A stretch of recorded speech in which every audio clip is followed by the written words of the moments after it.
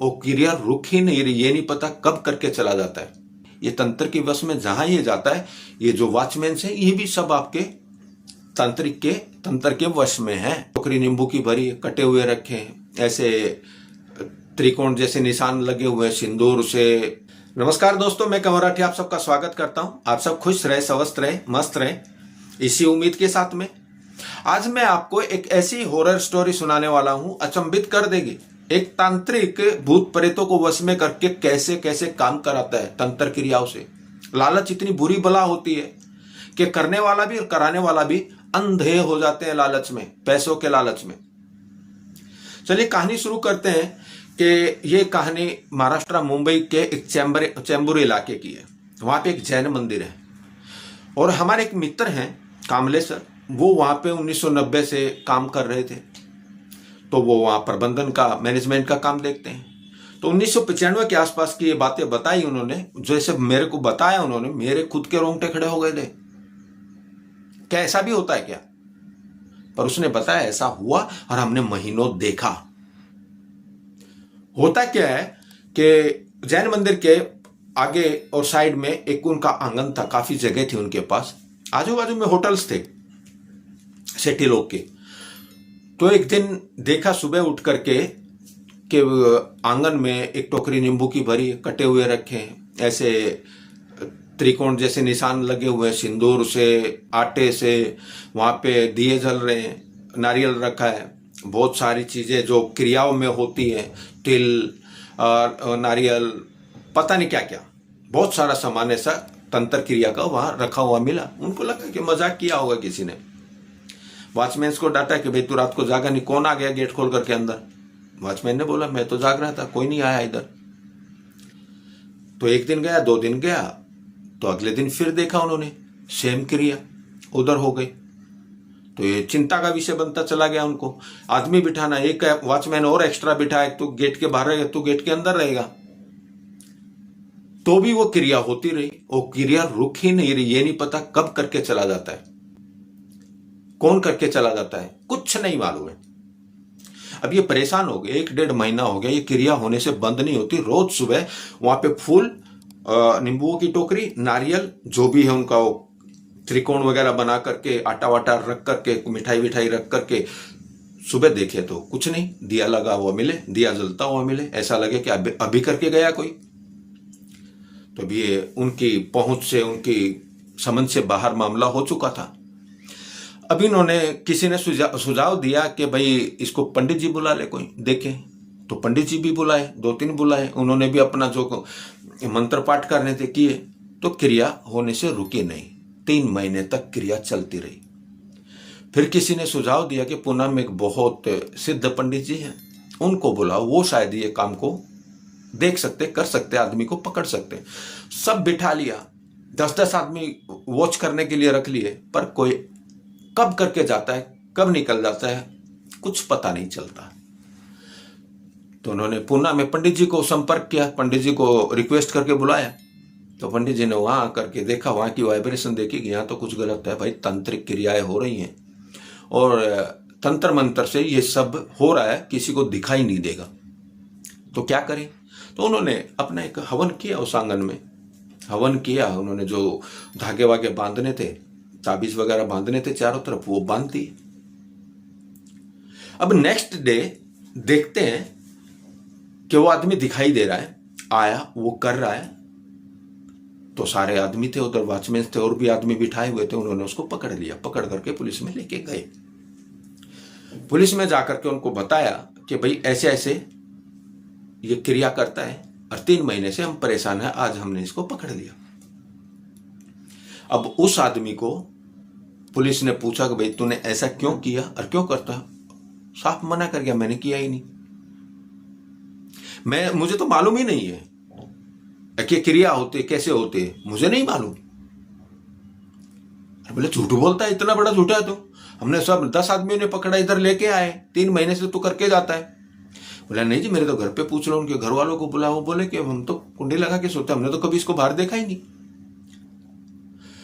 बोले कि हम रात को अपना अंदर से कुंडी लगाते हैं, लॉक लगाते हैं और हमको जब भी देखते हैं लोग लगा हुआ ही मिलता है, ये कैसे जाता है, खिड़की से जा नहीं सकता, दरवाजे से जा नहीं सकता।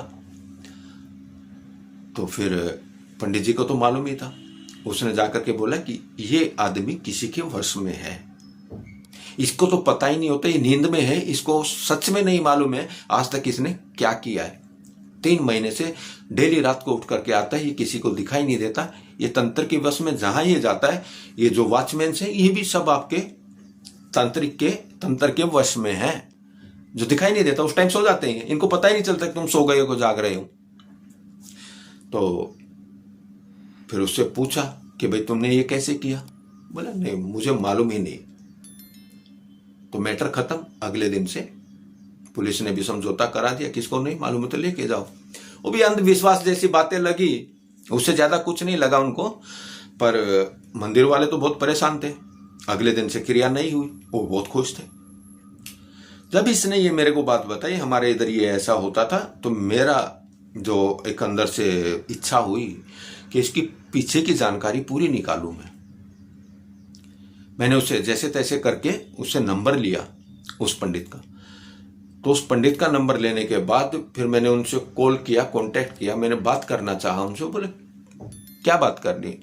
अजी आपने 95 के आसपास एक जैन मंदिर का काम किया था, मैं उसके पीछे ही घटना जानना चाहता हूँ, और मैं आप जैसे आध्यात्मिक आदमी उसकी रुचि रखता हूँ कि आपसे कुछ अच्छी चीजें निकलें, आप बताएं जीवन में ऐसे ऐसे भी होता है।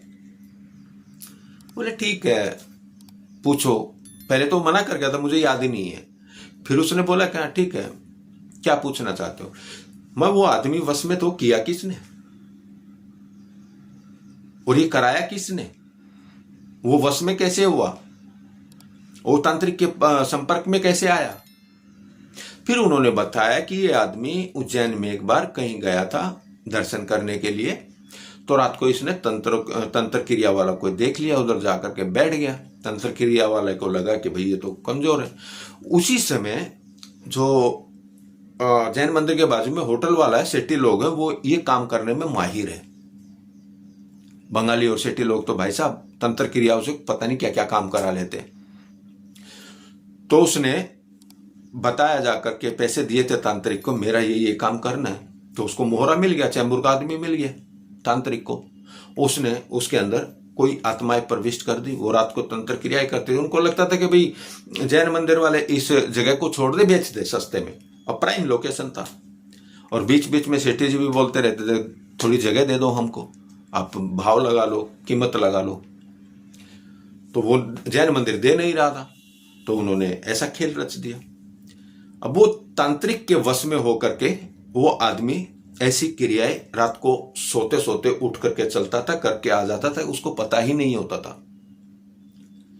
और जो सेठी है, सेठी को सब मालूम है, वो रोज देखता था क्या हो रहा है क्या नहीं हो रहा है, और उसको लग गया था कि अभी तेरे को ये प्लॉट मिलने वाला है, तेरा होटल का दायरा बढ़ाएंगे और वो सब करेंगे। पर उस पूना वाले सिद्ध पंडित जी ने उनके सारे काम पे पानी फेर दिया। अब ये उन्होंने जो तांत्रिक क्रियाओं को बंद किया और उसको काटने का जो तरीका था वो सुनिए, वो सबसे इंपॉर्टेंट है। वो कैसे होता है? उनको मालूम था कि तंत्र क्रियाएं सिर्फ एक जगह नहीं चलती, जहां गायत्री के पाठ होते हैं, जहां महामृत्युंजय होता है, जहां हवन होता है गायत्री का, वहां पे कोई भी नेगेटिव चीज, चाहे तंत्र की क्रिया हो चाहे मंत्र की क्रिया हो, कुछ भी काम नहीं करती। उन्होंने वहां पे हवन किया गायत्री का, गायत्री के पाठ कराए पंडित बिठा करके, और सब गायत्री का सब उसने चारों तरफ से सील कर दिया। गायत्री के अलावा यहाँ पे कुछ नहीं। महामृत्युंजय के लिए 2 पंडित बिठा दिए, तुम करते रहो, आने दो। तो उसकी वजह से वो सारी क्रियाएं होना बंद हुई हैं, और आज तक उस मंदिर में कोई क्रिया नहीं हुई। पर हाँ, उस सेठी का काफी बड़ा नुकसान हुआ था, आग भी लगी थी उसके होटल में। फिर उसने भी उसी पंडित से जाकर के माफी मांग करके वापस बोला कि मैं ऐसी क्रिया कभी दोबारा नहीं कराऊंगा।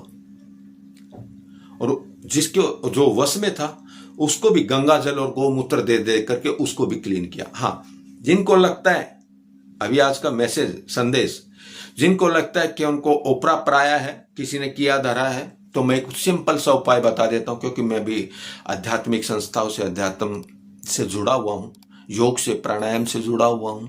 मैं गुरु शिष्य ट्रेडिशन में, साधना में मैंने अपनी जिंदगी दी है। तो मैं आपको एक अच्छा उपाय बता रहा हूं। वो उपाय है, गंगा जल में गौमूत्र डालें और रोज जब भी सुबह उठे 2 बूंद डालें और पी लें। हफ्ता 10 दिन ऐसा कर दो। जैसी करनी धरनी जिसने की है, जिसने बांधा है, कोई बंधन है, कर्म धर्म जो भी है, भाग्य है, जो भी बांधा है, सबको खोल देता भाई। एक गंगा जल और गौमूत्र आप करके देखिए।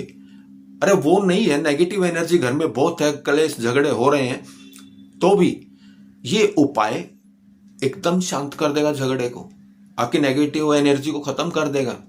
एक नया उत्साह आएगा, एक नई एनर्जी आएगी आपके परिवार में, आपके घर में एक नई एनर्जी होगी, जिसकी वजह से आपके काम भी फलेंगे, आपका शरीर भी, आपका मन भी शांत रहेगा।